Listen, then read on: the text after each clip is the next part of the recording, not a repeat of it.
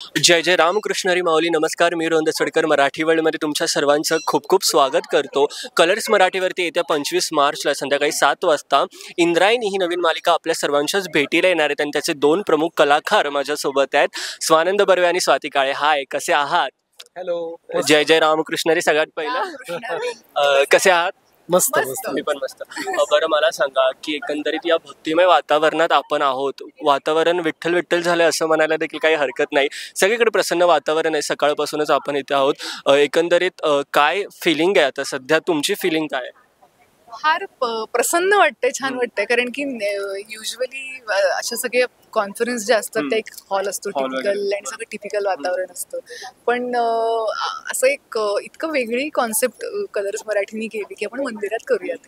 तर आम्हालाही कुठेतरी फार कम्फर्टेबल, आणि आम्ही दोघंही पुण्याचे आहोत, त्यामुळे आता पुण्यात हे घडतंय कारण आम्ही शूट नाशिकमध्ये करतो आहोत. आम्ही कामानिमित्त मुंबईत राहतो, पण आता याचं हे सगळं आम्ही इथे पुण्यात करतोय. याचा एक वेगळा आनंद आहे आणि मंदिरात चालू आहे, त्यामुळे छान वाटतंय. तू काय सांगशील दादा? हा, मलाही खूपच छान वाटतंय. आणि मंदिराच्या म्हणजे विठ्ठलाच्या समोर इंद्रायणी नावाची हा योगायोग फार सुंदर आहे. त्याला एक भक्तीची किनार आहे असं मला वाटतं. आणि एका ऑडिटोरियम मध्ये बसून बोलण्यापेक्षा असं लाईव्ह वातावरणात, बघ ना, आता घंटेचा आवाज येतोय, आरती झाली, उदबत्तीचा वास येतोय, तर मला असं वाटतं ही एक फार सुंदर प्रसन्न वातावरण निर्मिती आहे. बरं, मला तुम्हाला सांगायला आवडेल की तुम्ही दोघं नाही, आपण तिघं पुण्याचे आहोत. मी पण मूळचा पुण्याचाच आहे. ओके, तर मला विचारायचं की मालिका विश्वामध्ये ना आता एका पठडीतल्या मालिका सुरू आहेत आणि आपली मालिका थोडीशी आगळी वेगळी, आणि त्याच्यामध्ये तुमची भूमिका, तुम्हाला तुमच्या भूमिकेबद्दल जाणून घ्यायला आवडेल. एकंदरीत कशा प्रकारची भूमिका तुम्ही करताय? ओके. शकुंतला ही व्यंकट महाराजांची पत्नी आहे. अत्यंत समजूतदार, सरळ स्वभावी, प्रेमळ आणि घरातलं वातावरण बॅलन्स करणारी जी स्त्री असते तसं कॅरेक्टर माझं आहे. आणि व्यंकट महाराजांचा अतिशय अभिमान आहे तिला. गोपाळ हा तिचा मुलगा नाहीये, हा व्यंकट महाराजांच्या पहिल्या बायकोचा मुलगा आहे, पण तरीही त्याच्यावर स्वतःच्या पोटच्या मुलासारखं प्रेम करणारी. आणि आनंदी आणि अंता महाराज हे दोन तसे त्रास देणारे व्यक्तिमत्व जरी असलं तरीही त्यांनाही ती कुठेतरी बॅलन्स करून सगळ्या घराचा एक सांभाळ करते आहे. असं छान गोड मस्त कॅरेक्टर आहे. व्यंकू महाराज कीर्तनकार आहेत, विठ्ठलाचे भक्त आहेत. आणि त्यांच्याकडे त्यांचे वडीलही कीर्तनकार होते आणि त्यांच्या वडिलांनी त्यांच्याकडे ती गादी दिलेली आहे कीर्तनाची.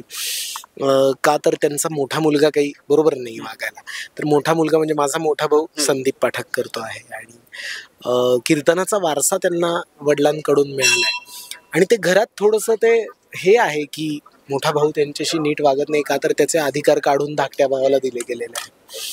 आणि वहिनी पण रागराग करतीये. त्यांची पहिली पत्नी गेली आहे आणि शकुंतलाशी त्यांनी लग्न केलेलं आहे. पण व्यंकू महाराज हे अतिशय साधं पण तरीही करारी असं व्यक्तिमत्व आहे. आणि गावामध्ये सगळ्यांचा त्यांच्यावर खूप विश्वास आहे, त्यांना मानतात. आणि अर्थातच आपली लहानगी इंदू, तर इंदू ही त्यांच्या शेजारी राहणारी मुलगी आहे, तिला आईवडील नाही आहेत. आणि इंद्रायणी ही त्यांची मुलगीही आहे, म्हणजे मुलीसारखी आहे. ती त्यांची शिष्यही आहे, ती त्यांची कीर्तनातली साथीदार पण आहे आणि ती त्यांची मैत्रीणही आहे. असं ते सगळं फार वेगवेगळ्या छटा आहेत त्याला.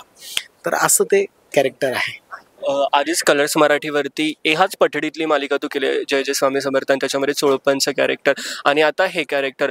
किती डिफरन्स आहे या दोन गोष्टीमध्ये? कारण का मालिका जरी त्याच ह्याच्यातल्या असल्या, एकाच पठडीमधल्या असल्या, तरी कॅरेक्टर डिफरंट असतात, त्याचे पैलू असतात ते डिफरंट असतात. मग तुझ्या या दोन कॅरेक्टरमध्ये तुला किती डिफरन्स वाटतो? मला असं वाटतं कॉस्ट्युम सोडले तर सगळा फरक आहे. म्हणजे बाकी काही साम्य नाहीये. काय आहे, चोळप्पा ते एक पिरियड हे होती आणि ती सत्य घटनेवर होती ना, म्हणजे त्याला काही हे पूर्ण फिक्शन आहे, ते आत्ताच्या काळातलं आहे. म्हणजे व्यंकू महाराजांच्या खिशात मोबाईल आहे, ते टू व्हीलरवरनं हिंडतात, त्यांच्या घरात फ्रीज आहे.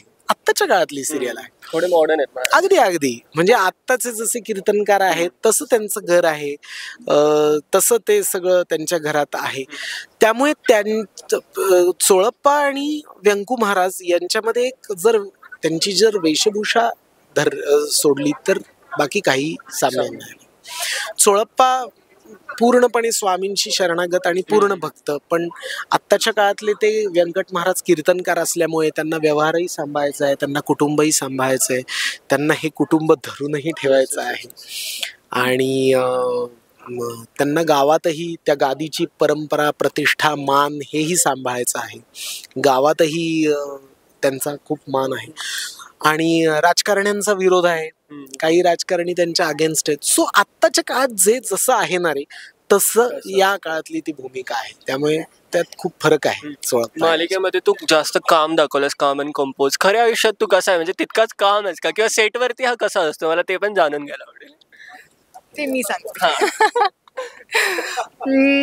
स्वानंद आणि मी एकतर आधीपासून मित्र आहोत. आम्ही मुंबईमध्ये येस आम्ही रूमीज आहोत, आम्ही मुंबईमध्ये एकत्र राहतो. तर त्याचा एक स्वभाव आहे की तो त्याचं बोलणं इतकं प्रभावशाली आहे की तो आत्ता इथे बसला तर हे सगळे त्याचं ऐकायला बसतील, साधारण असं व्यक्तिमत्व आहे. त्यामुळे सेटवर असं असतं की तो कुठल्याही कट्ट्यावर जाऊन बसू देत, कुठे दिग्दर्शकांमध्ये बसू देत, जेवणाच्या पानावर बसू देत, कुठेही गेला तरी सुद्धा तो त्याच्या भोवती असे माणसं येतात, गोळाभोवती जशा मुंग्या येतात तसं माणसं त्याच्याकडे येतात आणि गप्पा, हसणं, खिदळणं, आणि त्यामुळे सगळ्यांचा खूप लाडका, खूप आवडता येतो. मला विचारायचं आहे की मालिकेमध्ये ना बऱ्याच गोष्टी ज्या आपण नॉस्टॅल्जिया म्हणू शकतो, ज्या आपण आपल्या लहानपणी अनुभवल्यात, म्हणजे इंदूच्या थ्रू तुम्हाला ह्या गोष्टी पुन्हा नव्याने आठवणी ताज्या झाल्या असतील. इंदूला जसे प्रश्न पडतात, जसं की विटाळ काय असतं, किंवा बायका पुरुषांनंतर जीवाला काय म्हणतात, ह्याला असंच का म्हणतात, त्याला तसंच म्हणतात, तसं तुमच्या लहानपणी तुम्हाला असे पडलेले प्रश्न किंवा आत्ता पण असे काही काही प्रश्न आपल्याला पडू शकतात, कारण का मानवी जीवन आहे, हे पुढे असंच चालत राहतं आणि आपल्याला अशा अनेक प्रश्न पडत राहतात आणि त्याची उत्तरच आपण सोडवत जातो. खऱ्या बघायला गेलं तर तुम्हाला काय प्रश्न असे लहानपणी पडलेले जसं आता इंदूला पडतात? ते मी खरं सांगू का, मला आत्ताची ही मुलं इतकी स्मार्ट आहेत ना की मला खरंच असं नाही, मला खरंच काही कुठले प्रश्न वगैरे, मी खूप दंगा करायचो. तरी पडला असेल ना की न्यूटनच्या डोक्यावर सफरचंदच का पडला काय? हा म्हणजे मला एक लहानपणापासून फक्त प्रश्न पडायचा की आजही मला तो पडतो की आपल्या या ज्या काही काही समजुती आहेत ज्या आपण डिझाईन केलेल्या आहेत. आता उदाहरणार्थ गणपतीला मोदक आवडतो, तर आता गणपती कुठला? हिमालयातला ना, मग तिथे नारळाचं झाड कुठून आलं? या प्रश्नाचं उत्तर मला आजता गायत येस, खरंच मला आजपर्यंत, म्हणजे तसं तर या सगळ्या रूपक कथा आहेत रे, पण मला ते, किंवा त्याला लाल फुल आवडतं जास्वंदीचं, तर हिमालयात कुठून आलं जास्वंद? तो जर कैलासावर राहत असेल शंकर पार्वतींबरोबर तर तिथे काही जास्वंदाचं झाड येणं तसं शक्य नाही. तर असेच एवढे प्रश्न, पण आताच्या या ज्या मुलांना प्रश्न पडतात त्याचे खरंच मला लहानपणी काही फार कुठले प्रश्न पडले नाहीत. मी खूप दंगा करायचो, खूप गोष्टींची पुस्तकं वाचायचो, पोहायचो, या व्यतिरिक्त काही फारसं मला प्रश्न नाही पडलेला. तू काय सांगशील? Same with me. मला काही काही प्रश्न, मला खरं सांगू, मला आठवत नाही मला काही प्रश्न पडायचे का, कारण की पूर्वी खरंच असं असायचं की काही प्रश्न पडले तरी आई बाबांना विचारायचं, मग ते म्हणायचे तुला सांगितले ते कर ना वगैरे, मग ते प्रश्न कुठेतरी बंद व्हायचे. आणि तशी मी लहानपणापासून, आताही मी फार इंट्रोवर्ट आहे, त्यामुळे मला फक्त विचार यायचे खूप जास्त, की मग पण फक्त मला लहानपणापासून असं फार वाटायचं की हे जे काही देव करतात, कुठे देव, कुठे दिसतो यांना, किंवा का उगाच प्रत्येक सण कशाला साजरा करायला पाहिजे, प्रत्येक सणाला उगाच पुरणाच्या पोळ्या कराय, हे असे प्रश्न मला मात्र फार पडायचे. की आता आज काय पुरणाची पोळी, मग उद्या काय श्रीखंड पुरी, हे काय चाललंय, म्हणजे कुठे देव तर काही खात नाही. तर इंदूला जे वाटतं की ती म्हणते की बघते मी पांडुरंग कसा खातोय, तसं माझ्या बाबतीत पण फार व्हायचं. फक्त मी आईला विचारायचं नाही, कारण ती मग ती मारायची मला की गप्प बस, तुला सांगितलं पुरणाची पोळी खात.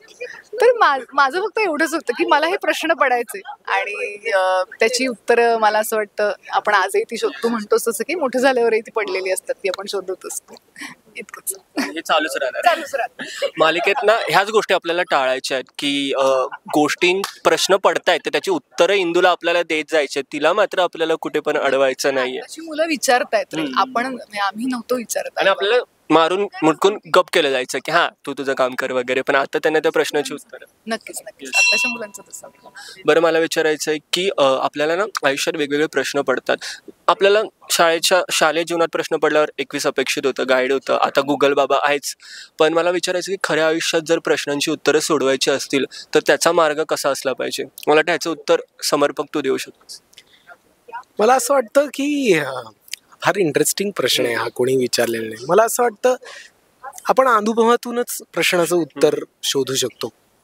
त्यामुळे मला असं वाटतं प्रत्येकाचे प्रश्नही वेगळे आणि उत्तरही वेगळी आहेत, कारण प्रत्येकाची परिस्थिती वेगळी आहे, प्रत्येकाच्या अडचणी वेगळ्या आहेत किंवा प्रत्येकाच्या प्लस पॉईंट्सही वेगळे आहेत. त्यामुळे प्रत्येकाला वेगवेगळे प्रश्न पडतात, पण ते शोधायचा. आणि मला नेहमी असं वाटत आलंय की प्रश्न पडणं फार महत्वाचं आहे. म्हणजे हा सगळा शोध अगदी या माईक पासून त्या लाईट पर्यंतचा प्रश्नातनंच आलेला आहे. नाही तर जर कोणाला काही प्रश्नच पडले नसते तर कसला शोधच लागला नसता. सो मला असं वाटतं अनुभवातनंच माणूस शिकतो आणि अनुभवातनंच प्रत्येकाच्या प्रश्नाचे उत्तर. नक्कीच अरे. अनुभव आणि त्या पलीकडे जाऊन चिंतन प्रोसेस करणं. कारण कधी कधी असं असतं की अनुभव तर खूप असतात, पण म्हणून त्याप्रमाणे आपल्याला बदलता येतच असं नाही. स्मरणाने देखील बऱ्याच गोष्टी उलगडत. हा, पण आणि बदलता येतं असं नाही. तर ते करायला कारण धारिष्ट लागतं, त्या करण्यासाठी खूप अनकम्फर्टेबल सिच्युएशन्स मधनं जावं लागतं. तर या दोन्ही गोष्टी महत्वाच्या आहेत असं मला वाटतं. बरं, मला आता शेवटचा प्रश्न, जाता जाता प्रेक्षकांना काय सांगाल? हाच अनुभव आणि हेच चिंतन तुम्हाला इंदूच्या वागण्यामध्ये दिसेल, बोलण्यामध्ये दिसेल, तिच्या प्रश्नांमध्ये दिसेल. तर त्यामुळे तुमचा आमचा सगळ्यांचा प्रवास खरा जो असतो कदाचित त्या शेडपर्यंत आपण इंद्रायणी थ्रू पोहोचू शकतो.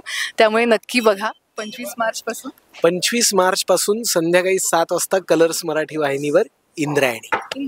मला वाटलं दादा फक्त मम एवढंच.